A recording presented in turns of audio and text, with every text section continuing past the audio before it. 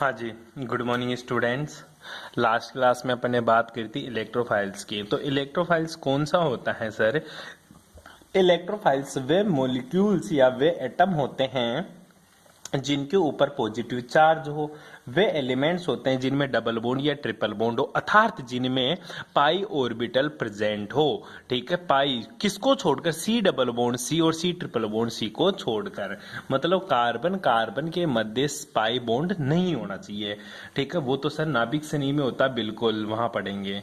और तीसरी कंडीशन पढ़ी थी अपन जिसमें वैकेंट पी और डी ऑर्बिटल खाली हो। जितने भी एग्जांपल्स पढ़ाए बेटा वो याद कर लेना, क्योंकि क्वेश्चन ये आता है निम्न में से इलेक्ट्रोफाइल्स और न्यूक्लियोफाइल्स को अलग अलग करो। नाभिक स्नेही और इलेक्ट्रॉन स्नेही को पृथक पृथक कीजिए। तो इसलिए बेटा तेरे को क्या करना है, मेरे को यही करना है सर, याद रखना है उनको। अब आगे की बात आते हैं अपनी। आगे की बात है बेटा नाभिक स्नेही। ठीक है, क्या है तेरा? नाभिक स्नेही। नाभिक स्नेही क्या होते हैं? ठीक है, नाभिक स्नेही के उदाहरण कौन कौन से उदाहरण नाभिक स्नेही के हैं?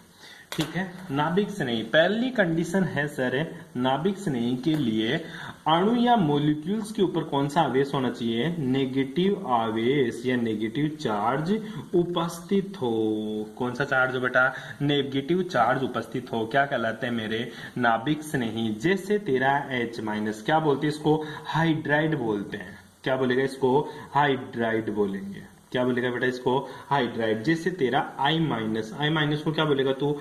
आयोडाइड। क्या बोलता है इसको? आयोडाइड। इसी प्रकार Cl- को क्या बोलता है? क्लोराइड। क्या बोलता है इसको?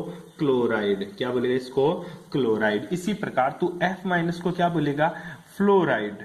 क्या बोलेगा इसको? फ्लोराइड। जिनके ऊपर नेगेटिव चार्ज दिखे, अब तू देख लिख लेना चाहिए तेरे मन से। Br- को ब्रोमाइड। ठीक है, Cn- को क्या बोलता है इसको सायोनाइड। ठीक है, या इसको नाइट्राइल भी बोलते हैं। सायोनाइड भी बोलते हैं इसको, या नाइट्राइल भी बोलते हैं। इसी तरह तेरा CH3 COO- दे दूं, ठीक है, उसको क्या बोलूंगा मैं? एसीटेट। क्या बोलेगा इसको बेटा तू? एसीटेट। Acetate ion. ध्यान रखना, CH3 C double bond O sir double bond आ गया ना, इलेक्ट्रॉन्स नहीं ध्यान रखना, नेगेटिव चार्ज को प्रायोरिटी देंगे। इसके ऊपर नेगेटिव चार्ज है ना, इसलिए इसको न्यूक्लियोफाइल काउंट करेंगे, इसको इलेक्ट्रोफाइल्स कोई काउंट नहीं करेगा। ठीक है, ClO4-4-, ये तेरा क्या होता है? क्लोरेट। ठीक है, इसी प्रकार तेरा SO3 2- सल्फानाइड आयन। ठीक है, इसी प्रकार तेरा OH-, ठीक है, हाइड्रोक्साइड आयन है। ठीक है, OR- एल्कोक्साइड आयन। ठीक है, इसी प्रकार R, ध्यान रखना मैं फिर बोल रहा हूं, ये जो R ग्रुप है ना, R कुछ भी हो सकता है तेरा। CH3 भी जोड़ दे, वो C2H5 भी जोड़ दे। ठीक है, वो ऐसे भी जोड़ दे ना, CH3 CH2 CH2 CH3 कुछ भी जोड़ दे, सब सर मेरे क्या है? R ग्रुप होते हैं। R मतलब कार्बन हाइड्रोजन से मिलकर बने होते हैं। इसी प्रकार जैसे तेरा ClO3-O। ठीक है, इसी तरह तेरा SO4-2-O लिख दिया अपन ने। ठीक है, SO3-2-O, SO4-2-O, SO4-2- भी आपको देखने को मिल सकता है। इसी प्रकार आपको CH3- भी देखने को मिल सकता है, जिसको कार्बेनियन आयन बोलेंगे। क्या बोलेंगे इसको? कार्बेनियम आयन। क्या बोलेगा इसको? कार्बेनियन आयन। इसी प्रकार तेरे को NO2- भी देखने को मिल सकता है। इसी प्रकार तेरे को NO3- भी देखने को मिल सकता है। मोटी बात क्या है गुरुजी? मोटी बात यही है बेटा, नेगेटिव चार्ज हो।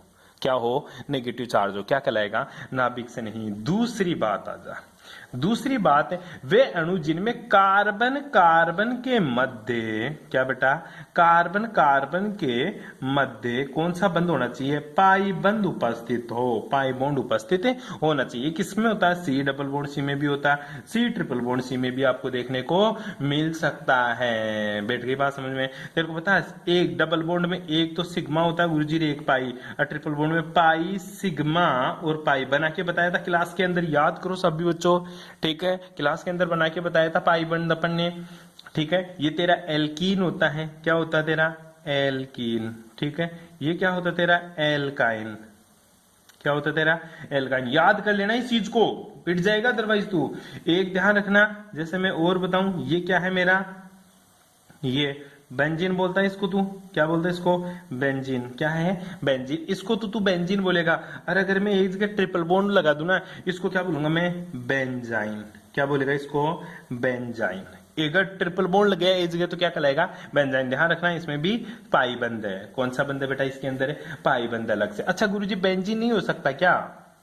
बताओ ना सर, बेंजीन नहीं हो सकता? अरे हो सकता है भाई, मैं तो बेंजाइन बताया हूं तेरे को, बेंजीन क्यों नहीं हो सकता? बेंजीन के अंदर भी तो क्या होते हैं सर? डबल बॉन्ड होते हैं ना। ये ले, कार्बन कार्बन के बीच में ही तो डबल बॉन्ड है। ये कार्बन ये कार्बन ये कार्बन ये कार्बन सारे कार्बन है, इनके बीच में क्या है? Double bond. ये सारे के सारे क्या कहलाते हैं मेरे? ये नाभिक स्नेही कहलाते हैं। क्या कहलाते हैं बेटा? नाभिक स्नेही कहलाते हैं। कोई प्रॉब्लम? इसके अलावा कुछ एग्जाम्पल्स ऐसे हैं जो नाभिक स्नेही है, ठीक है। फॉर एग्जाम्पल, मेटल और कार्बन के बीच में अगर बॉन्ड है तो वो भी मेरा क्या कहलाता है? नाभिक स्नेही कहलाता है। किसके बीच में? इसी में देख लेना, मेटल किसके बीच में बेटा? मेटल और कार्बन के बीच अगर कोई बंध है, ठीक है, तो वो भी नाभिक स्नेही कहलाए। चाहे सिंगल बॉन्ड हो, चाहे डबल बॉन्ड हो, चाहे ट्रिपल बॉन्ड हो, क्या कहलाएंगे मेरे? नाभिक स्नेही कहलाते हैं। फॉर एग्जांपल सर, और बेटा याद कर, RMGX क्या बोला करता था? तो इसको गिरन्यार अभिकर्मक। क्या बोलता था तो इसको? गिरन्यार अभिकर्मक। कौन सा अभिकर्मक? गिरन्यार अभिकर्मक। ये क्या है तेरा? ये भी तेरा नाभिक से नहीं होता। कैसे? जब बेटा ये बॉन्ड टूटता ना यहाँ से, तो इसके ऊपर तो नेगेटिव आता है, इसके ऊपर क्या आता है? पॉजिटिव। तो ये देख नेगेटिव आ गया ना, ये तेरा R क्या हो गया? माइनस है। तो ये क्या है मेरा? नाभिक से नहीं। जैसे मैं तेरे को RLi दे दूं, क्या दे दूं? RLi, ठीक है। यहाँ से टूटेगा तो इसके ऊपर नेगेटिव, इसके ऊपर क्या आएगा बेटा? पॉजिटिव, ठीक है। इसी तरह मैं तेरे को दे दूं, जैसे R2ZN दे दूं, ये भी मेरा नाभिक से नहीं है। क्या है बेटा? नाभिक से नहीं है। बैठ रही है बात समझ में? इसी तरह मैं तेरे को क्या दे दूं? इसी तरह मैं तेरे को दे दूं R2LiCu, ठीक है, जिसको जिल्मन रिएजेंट बोलते हैं। कौन सा रिएजेंट बोलेगा जिसको? जिल्मान अभिकर्मक। कौन सा अभिकर्मक? जिल्मान अभिकर्मक। ये भी क्या कहलाता है मेरा सर? ये भी मेरा नाभिक से नहीं होता है। एक है तेरा R2CD। कौन सा बेटा? R2CD। ये भी मेरा नाभिक से नहीं होता। मोटी बात क्या है? मोटी बात ये है कि R ग्रुप मेटल से जुड़ जाए। R क्या? कार्बन। कार्बनिक ग्रुप है सारा का सारा, ऑर्गेनिक का ग्रुप है। अगर ये मेटल से जुड़ जाता है ना, तो सर ये भी मेरा कौन सा बन जाता है? नाभिक से नहीं बन जाता है, न्यूक्लियोफाइल से बन जाता है। तीसरी कंडीशन देख ले गुरुजी, जिनके पास क्या हो? जिनके पास लोन पेयर हो। तीसरी कंडीशन क्या है? लोन पेयर क्या हो गुरुजी? उपस्थित हो। लोन पेयर क्या हो बेटा? उपस्थित हो। क्या कहलाते हैं मेरे? नाभिक स्नेही। फॉर एग्जाम्पल तेरे पापा, पानी, दूसरा H2S sulphur dihydrogen sulphide gas, ROH क्या है तेरा? एल्कोहल। क्या है बेटा? एल्कोहल। क्या है रे तेरा? एल्कोहल। ये भी क्या कहलाता मेरा? इसके पास भी तो लोन पेयर टिमकी टिमकी है। मैं तेरे को दे दूं NH3 गुरुजी, टिमकी टिमकी। ये अमोनिया गैस है तेरी। कौन सी गैस है बेटा? अमोनिया गैस है। ये तेरा एल्कोहल। अच्छा गुरुजी ऐसा भी तो दे देना ROR। अगर दोनों तरफ R हो तो क्या बन जाएगा? ये तेरा इथर बन जाता है। क्या बन जाता है? इथर। अच्छा गुरुजी ये क्यों बता रहा बेटा? इसलिए बता रहा हूँ, आगे ऑर्गेनिक में काम आएंगे, तेरे को पता होना चाहिए। इसको अल्कोहल बोलते हैं, इसको ईथर बोलते हैं। पीछे भी बताया था मैंने तेरे को, एसिड किसको बोलते हैं, एल्डिहाइड किसको बोलते हैं, कीटोन किसको बोलते हैं। याद कर लेना तू, अदरवाइज फंस जाएगा ऑर्गेनिक के अंदर। ठीक है, RNH2 इसको क्या बोलेंगे? इसको एमीन बोलेंगे। क्या बोलेंगे इसको? एमीन। इसको अमोनिया बोला था मैंने। क्या बोला था? अमोनिया। ध्यान रखना। अगर गुरुजी RNHR,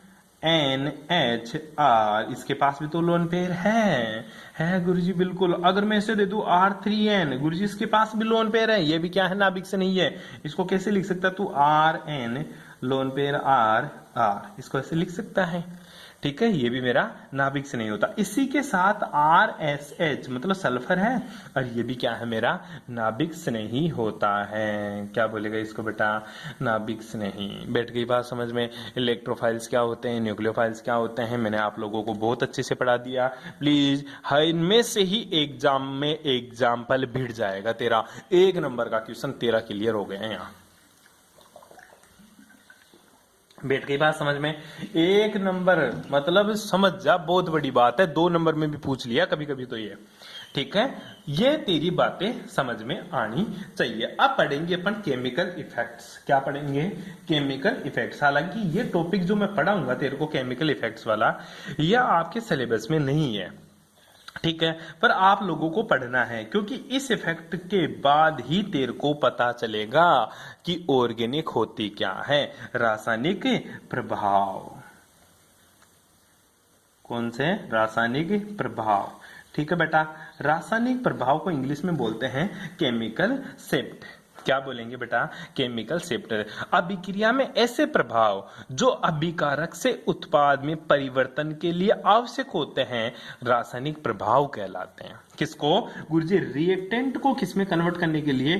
प्रोडक्ट में कन्वर्ट करने के लिए जो इफेक्ट लगते हैं वो मेरे केमिकल इफेक्ट्स कहलाते हैं। केमिकल इफेक्ट्स दो प्रकार के होते हैं, ठीक है, two type of chemical effect. ठीक है, chemical effect.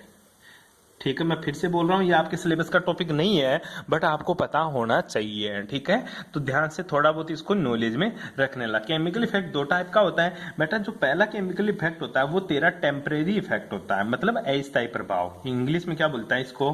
Temporary effect. Temporary effect. Hindi में क्या बोले इसको? अस्थायी प्रभाव। कौन सा प्रभाव? अस्थायी प्रभाव। दूसरा जो प्रभाव होता है बेटा वो होता है तेरा स्थायी प्रभाव, जिसको क्या बोलेंगे? परमानेंट। क्या बोलेगा? Permanent effect. ठीक है, परमानेंट इफेक्ट को स्थायी प्रभाव बोलते हैं। कौन सा प्रभाव बोलेगा इसको? स्थायी प्रभाव। बस ये बात याद रखना, कोई रिएक्टेंट को अगर प्रोडक्ट में बदल रहे हैं तो कुछ इफेक्ट तो ऐसे होते हैं गुरुजी थोड़ी सी देर के लिए लगते हैं, हट जाते हैं, उसको टेम्परेरी इफेक्ट बोलेंगे। और कुछ इफेक्ट ऐसे होते हैं वो गुरुजी जिंदगी भर ही साथ रहते हैं, चाहे रिएक्टेंट से प्रोडक्ट बने चाहे प्रोडक्ट से रिएक्टेंट बने, वो रिएक्शन में हमेशा ही काम करते रहते हैं। बैठ गई बात समझ में? जैसे घर में पापा का इफेक्ट अपने ऊपर परमानेंट होता है, ठीक है, लेकिन भैया का इफेक्ट अपने ऊपर टेम्परेरी होता है। जब तक घर में है तब तक है, बाहर गया कुछ नहीं है। पापा का इफेक्ट तो जिंदगी भर रहता है। तो उसी तरह से दो इफेक्ट होते हैं रिएक्शन में, एक तो टेम्परेरी होता है, एक क्या होता है? परमानेंट। तो पहला तेरा जो स्थायी प्रभाव है वो लगा ले हेडिंग, कौन सा? स्थायी प्रभाव। क्या होता है स्थायी प्रभाव? ठीक है, बता ही दिए तेरे को। स्थायी प्रभाव क्या होते हैं? वे प्रभाव जो अभिक्रिया में अभिकर्मक के अभिकारक को उत्पाद में परिवर्तित करता है। यदि अभिक्रिया में अभिकर्मक को हटा दिया जाए तो उत्पाद पुनः अभिकारक में परिवर्तित नहीं होता, अर्थात ये एक इफेक्ट होता है जो स्टेबल होता है। तीन भागों में बांटा गया इसको। पहला कौन सा? स्टेबल। ठीक है, वो है तेरा प्रेरणिक प्रभाव। कौन सा? प्रेरणिक प्रभाव। ठीक है, कौन सा इफेक्ट होता है? स्थायी प्रभाव होता है ये। दूसरा कौन सा होता है गुरुजी मेरा? अति संयुग्मन प्रभाव। अति संयुग्मन, ठीक है, प्रभाव। ठीक है, कक्षा 11 में पढ़ा होगा ये चीजें। और तीसरा जो होता है सर वो है मेरा अनुनादिक इफेक्ट। अनुनाद मतलब तेरा रेजोनेंस। प्रेरणिक प्रभाव को इंग्लिश में क्या बोलेंगे बेटा? Inductive effect. कौन सा? Inductive effect. अति संयुग्मन को क्या बोलेंगे बेटा? Hyper conjugation. कौन सा? Hyper conjugation effect. अनुनाद को क्या बोलेंगे? रेजोनेंस। क्या बोलेगा? रेजोनेंस। तो स्टेबल इफेक्ट है या जो परमानेंट इफेक्ट होते हैं ये कौन कौन से होते हैं सर? ये होते हैं मेरे प्रेरणिक प्रभाव, अति संयुग्मन, हाइपर कॉन्जुगेशन, अनुनाद मतलब रेजोनेंस। ये सारे के सारे मेरे क्या होते हैं गुरुजी? ये एक तरह के परमानेंट इफेक्ट होते हैं। और दूसरे कौन से होते हैं बेटा? अस्थायी प्रभाव। कौन से होते तेरा? अस्थायी प्रभाव। अस्थायी प्रभाव कौन कौन से? मतलब अनस्टेबल टेम्परेरी इफेक्ट है। और टेम्परेरी इफेक्ट को क्या होते हैं? वे अभिक्रिया, जब अभिक्रिया में अभिकारक को हटाया जाता है तो उत्पाद अभिकारक में परिवर्तित होते हैं। अभिकर्मक के प्रभाव की अस्थायी प्रभाव कहते हैं। बैठ गई बात समझ में? मोटी बात समझ रहे? जब रिएक्टेंट मेरा प्रोडक्ट में बदल रहा होता है, रिएक्शन कर रहा था, रिएक्टेंट किस में जा रहा था? प्रोडक्ट में। अगर मैं रिएक्टेंट को हटा दूं, रिएक्टेंट को हटा दूं तो अभी भी मेरा रिएक्टेंट प्रोडक्ट में ही बदल रहा है। इसको क्या बोलता हूं, स्थायी प्रभाव। मतलब प्रोडक्ट बन गया, वापस रिएक्टेंट नहीं बनेगा। लेकिन ध्यान दे, अस्थायी मतलब टेम्परेरी इफेक्ट में जब रिएक्टेंट लगाता हूं तो प्रोडक्ट बनना चालू हो जाता है, जब रिएक्टेंट को हटा दूं तो प्रोडक्ट बनता ही नहीं है। इसको क्या बोलते हैं, टेम्परेरी इफेक्ट। जब तेरे करंट लगाता हूं तो करंट लगता है, ठीक है, हटा देता हूं नहीं लगता, क्या है, टेम्परेरी। जब मैं तेरे को करंट लगाकर छोड़ दूं, हटा दूं, उसके बाद में भी तेरे करंट लगा ही रहे तो वो क्या हो जाता है मेरा गुरुजी, परमानेंट इफेक्ट हो जाता है। बैठ गई बात समझ में। अस्थायी प्रभाव कौन कौन से होते हैं, ठीक है। अस्थायी प्रभाव, ठीक है, एक ही होता है जो होता है तेरा इलेक्ट्रोमेरिक इफेक्ट, इलेक्ट्रोमेरिक इफेक्ट प्रभाव, इलेक्ट्रोमेरिक प्रभाव इंग्लिश में बोलते हैं इसको, इलेक्ट्रोमेरिक इफेक्ट भी इंग्लिश में बोलते हैं। ध्यान देना, जो तेरा प्रेरणिक प्रभाव है ये दो तरह का होता है। एक तो होता है सर प्लस आई और दूसरा क्या होता है, माइनस आई। अति संयुग्मन प्रभाव भी दो तरह का होता है, एक तो प्लस एच और दूसरा क्या होता है, माइनस का एच। रेजोनेंस इफेक्ट भी दो तरह के होते हैं सर, एक तो होता है मेरा प्लस आर और दूसरा क्या होता है बेटा, माइनस आर। इसी तरह तेरा इलेक्ट्रोमेरिक इफेक्ट भी दो तरह का होता है, एक तो होता है सर मेरा प्लस ई और एक क्या होता है मेरा माइनस ए। खत्म। बैठ गई बात समझ में, अरे बैठ गई। इलेक्ट्रोमेरिक इफेक्ट के बारे में पता चला तेरे को क्या होते हैं। अब जो प्लस आई इलेक्ट्रोमेरिक इफेक्ट में मैं बात करूं, सबसे पहले अस्थायी प्रभाव पढ़ लेते हैं, इलेक्ट्रोमेरिक इफेक्ट, ठीक है। तो हेडिंग लगा ली सबसे पहले इलेक्ट्रोमेरिक इफेक्ट, एक एक को पढ़ लेते हैं। इलेक्ट्रोमेरिक इफेक्ट या प्रभाव क्या होता है एक बार देख ले ढंग से। इलेक्ट्रोमेरिक इफेक्ट होता क्या है, यह प्रभाव गुरुजी असंतृप्त यौगिकों में पाया जाता। पहली कंडीशन क्या है इलेक्ट्रोमेरिक इफेक्ट की, ये गुरुजी असंतृप्त यौगिकों में पाया जाता है। असंतृप्त यौगिक का मतलब क्या होता है गुरुजी, अनसेचुरेटेड यौगिक, अनसेचुरेटेड कंपाउंड। अनसेचुरेटेड का मतलब होता है सर जिसमें डबल बॉन्ड हो या फिर जिसमें ट्रिपल बॉन्ड हो। ऐसे कंपाउंड से चाहे सी डबल बॉन्ड सी हो, चाहे सी ट्रिपल बॉन्ड सी हो, चाहे सी डबल बॉन्ड ओ हो, मतलब जिसमें डबल बॉन्ड या ट्रिपल बॉन्ड हो उसको अनसैचुरेटेड कंपाउंड्स कहते हैं, असंतृप्त यौगिक कहते हैं। तो इलेक्ट्रोमेरिक इफेक्ट कहां मिलता है गुरुजी, अनसैचुरेटेड कंपाउंड्स में देखने को मिलता है। इसके अनुसार इलेक्ट्रॉन्स नहीं असंतृप्त यौगिकों में वहां पर आक्रमण करता है जहां पर नेगेटिव आवेश उपस्थित होता है, ठीक है। अर्थात नाभिक से नहीं आवेश वाले परमाणु पर आक्रमण करता है। मोटी सी बात समझ, इलेक्ट्रोमेरिक इफेक्ट दो तरह का होता है गुरुजी। पहली चीज तो ध्यान रखना, ये C double bond C, C triple bond C या सी डबल बॉन्ड ओ इनमें पाया जाता है, सी ट्रिपल बॉन्ड एन इन्हीं में पाया जाता है, मतलब डबल बॉन्ड होना चाहिए। दो तरह का होता है, एक तो प्लस का ई और दूसरा क्या होता है माइनस वाला ई, ठीक है। बैठ गई बात समझ में। हाँ, अब ध्यान दे, एक छोटी सी बात बताता हूं, ठीक है। जैसे C डबल बॉन्ड O है तो इस बॉन्ड के इलेक्ट्रॉन यहाँ पे नेगेटिव और यहाँ पे क्या है पॉजिटिव। बैठ की बात समझ में। ये मैंने R ग्रुप लगा दिया, इधर भी मैंने R ग्रुप लगा दिया, कीटोन ले लिया। ध्यान देना, दो चीज लेता हूं मैं लेता हूं गुरुजी NH2H, ठीक है। तो इसके ऊपर तो क्या आ गया नेगेटिव और इसके ऊपर क्या आ गया पॉजिटिव। तो H प्लस तो अटैक करेगा इसके ऊपर और NH2 माइनस इसके ऊपर अटैक करेगा। तो ये ग्रुप है, ये तो मेरा गुरुजी प्लस E दिखाएगा और जो ग्रुप है ये कौन सा दिखाएगा, माइनस का E इफेक्ट दिखाता है। बस ये बात तेरे को छोटी सी ध्यान रखनी है। बैठ गई बात समझ में। फॉर एग्जाम्पल और करके देख ले, अगर sir C double bond C है, ठीक है, ये ले डबल बॉन्ड है, C डबल बॉन्ड C है, इसके ऊपर मैं अटैक करवाता हूं गुरुजी E प्लस का, ठीक है, इलेक्ट्रोफाइल्स का। तो कैसे अटैक करेगा गुरुजी, इलेक्ट्रोफाइल्स अगर यहां अटैक करता है तो इस बॉन्ड के इलेक्ट्रॉन यहां ट्रांसफर हो जाते हैं। बनता कैसे हैं, C सिंगल बॉन्ड C और ये ऐसा था, ये मेरा इलेक्ट्रोफाइल जुड़ गया, अब पॉजिटिव चार्ज, सॉरी अब मेरा गुरुजी पॉजिटिव चार्ज क्या यहां आ जाता है। बैठ गई बात समझ में, बैठ गई। उल्टा कर दे इसको, ये उल्टा हो गया, इधर आ जाता है बॉन्ड के इलेक्ट्रॉन, इसके ऊपर नेगेटिव चार्ज आएगा तभी तो इसके ऊपर पॉजिटिव और इसके ऊपर नेगेटिव। हेटेरोलाइटिक लिवेज करवा दिया और नेगेटिव के ऊपर कौन अटैक कर गया पॉजिटिव, और पॉजिटिव यहाँ रह गया। बैठ गई बात समझ में। दूसरा, अगर सर मेरा C डबल बॉन्ड C है, ठीक है, दिखाऊं या नहीं दिखाऊं कोई जरूरी नहीं है। अगर इसके ऊपर गुरुजी मेरा न्यूक्लियोफाइल्स, ये तो क्या है इलेक्ट्रोफाइल्स, इसके ऊपर गुरुजी मैं न्यूक्लियोफाइल्स ये यहाँ अटैक करवाता हूं तो अब बॉन्ड के इलेक्ट्रॉन यहाँ चले जाएंगे, ठीक है। तो क्या बन जाता है, ये सर इसके ऊपर तो नेगेटिव चार्ज है और इसके ऊपर क्या जुड़ गया, न्यूक्लियोफाइल्स। ठीक है, तो जो इलेक्ट्रोफाइल्स है E+ का, और ये क्या दिखा रहा मेरा E- का। इसमें जो कार्बिन है, ये कार्बिन है, ये कौन सा इफेक्ट दिखा रही है, +E इफेक्ट दिखा रही है।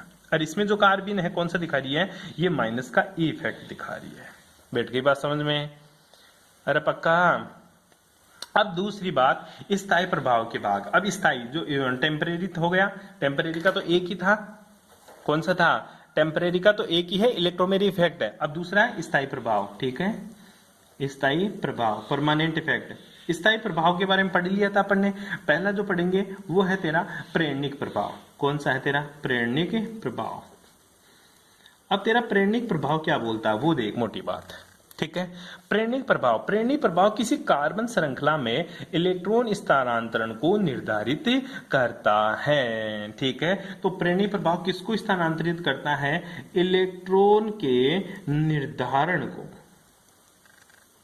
ठीक है, इलेक्ट्रॉन के निर्धारण को, या फिर इलेक्ट्रॉन श्रृंखला, इलेक्ट्रॉन के स्थानांतरण को,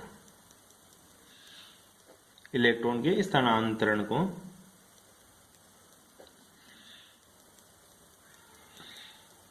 ठीक है, इलेक्ट्रॉन के स्थानांतरण को निर्धारित करता है। ठीक है, किसको निर्धारित करता है, इलेक्ट्रॉन के स्थानांतरण को निर्धारित करता है। ये इफेक्ट है ना प्रेरणिक इफेक्ट, ये डिपेंड किस पर करता है, ये गुरुजी डिपेंड करता है इलेक्ट्रॉन नेगेटिविटी के ऊपर डिपेंड करता है। क्योंकि जिसकी इलेक्ट्रॉन नेगेटिविटी ज्यादा होगी उधर इलेक्ट्रॉन खींचेंगे, और जिसकी इलेक्ट्रॉन नेगेटिविटी कम होगी उधर इलेक्ट्रॉन डोनेट होंगे। बैठ गई बात समझ में? अधिक विद्युत ऋणता वाला परमाणु बंध के इलेक्ट्रॉन को आकर्षित कर आंशिक ऋणावेश का निर्माण करता है, और कम विद्युत ऋण परमाणु वाला, विद्युत ऋणता वाला परमाणु आंशिक धनावेश का निर्माण करते हैं। फॉर एग्जांपल बात करूं, जैसे मैं H और Cl की, क्लोरीन की विद्युत ऋणता ज्यादा है और हाइड्रोजन की विद्युत ऋणता क्या है, कम है, तो इस बॉन्ड के इलेक्ट्रॉन इधर खींचा रहेगा। तो इसको कैसे बोल सकते हैं गुरुजी, हाइड्रोजन के ऊपर तो पार्शियली पॉजिटिव चार्ज और क्लोरीन के ऊपर पार्शियली नेगेटिव चार्ज रहता है। याद कर, हाइड्रोजन बॉन्डिंग H2 की बात करता था मैं, और ऐसा बोलता था गुरुजी इसके ऊपर तो पार्शियली पॉजिटिव, इसके ऊपर पार्शियली नेगेटिव, इसके ऊपर पार्शियली पॉजिटिव। क्यों? क्योंकि हाइड्रोजन की जो इलेक्ट्रोनेगेटिविटी थी उसका मान कम होता था और ऑक्सीजन की ज्यादा होती थी, इसलिए इसके ऊपर पॉजिटिव और इसके ऊपर क्या होता था, नेगेटिव होता था। बैठ गई बात समझ में? तो प्रेरणिक प्रभाव इलेक्ट्रॉन की स्थानांतरण को निर्धारित करता है कि किधर इलेक्ट्रॉन का स्थानांतरण होगा। ठीक है, बैठ गई बात समझ में? इस चीज को ध्यान में रखना। ये भी दो तरह का होता है, एक तो गुरुजी +I प्रभाव, और दूसरा कौन सा है होता है बेटा, माइनस का I प्रभाव। ठीक है, एक तो प्लस का I और दूसरा क्या होता है तेरा, माइनस का I। अब बात आता है गुरुजी प्लस का I क्या होता है, माइनस का I क्या होता है। ठीक है, प्लस का I का मतलब समझे और माइनस I का मतलब समझ। प्लस I का मतलब होता है सर, जैसे मेरे पास कार्बन चेन है, क्या है, ये कार्बन है C, ये कार्बन की चेन है। बैठ गई बात में? यहाँ पे कोई मैंने X ग्रुप लगा दिया या Y ग्रुप लगा दिया। अब ये Y ग्रुप क्या है सर, ये Y है बेटा इलेक्ट्रॉन रिलीजिंग ग्रुप, मतलब इलेक्ट्रॉन देने वाला ग्रुप। क्या है, इलेक्ट्रॉन रिलीजिंग ग्रुप, मतलब इलेक्ट्रॉन देने वाला ग्रुप है सर। इसी प्रकार माइनस I की बात करूं, माइनस I का मतलब होता है, जैसे मैंने एक कार्बन चेन ले ली C, ठीक है, और यहाँ पे कोई Z ग्रुप लगा दिया। अब जो Z ग्रुप है ना, ये है मेरा इलेक्ट्रॉन विड्रॉइंग ग्रुप। क्या है बेटा, electron withdrawing group. Electron withdrawing group का मतलब है गुरुजी इलेक्ट्रॉन खींचने वाला ग्रुप। क्या रे, इलेक्ट्रॉन खींचने वाला ग्रुप, मतलब ये माइनस I ग्रुप है। सॉरी उल्टा कर दिया रे, ओए उल्टा कर दिया, माइनस I इधर है तेरा और ये इधर प्लस I। ठीक है, माइनस I जो ग्रुप होता है ना, इसको बोलते हैं इलेक्ट्रॉन विड्रॉइंग ग्रुप, और जो प्लस I ग्रुप होता है ना, इसको इलेक्ट्रॉन रिलीजिंग ग्रुप बोलते हैं।